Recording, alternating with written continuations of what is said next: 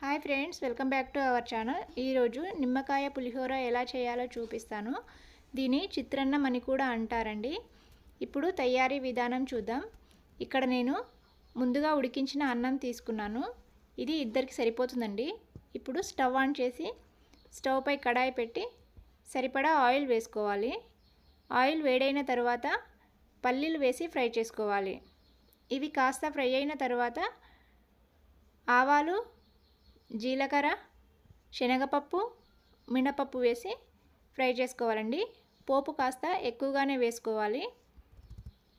ఇప్పుడు కరివేపాకు, కట్ చేసిన పచ్చిమిర్చి వేసి ఫ్రై చేసుకోవాలి. ఈ విధంగా ఫ్రై అయిన తర్వాత కాస్త పసుపు వేసి కలుపుకోవాలి.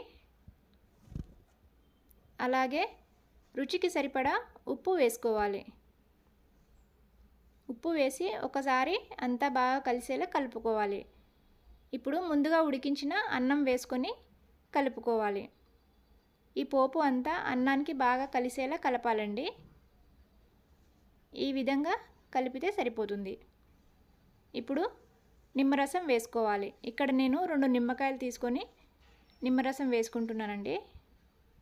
ఈ విధంగా నిమ్మరసం వేసి అంతా బాగా కలిసేలా కలుపుకోవాలి. నిమ్మరసం అంతా బాగా కలిసేలా కలిపిన తర్వాత స్టవ్ ఆఫ్ చేసుకోవాలి. అంతే అండి, ఎంతో టేస్టీగా ఉండే నిమ్మకాయ పులిహోర రెడీ అయింది. ఇది రాత్రి మిగిలిపోయిన అన్నంతో కూడా చేసుకోవచ్చు. ఒక్కసారి ట్రై చేయండి.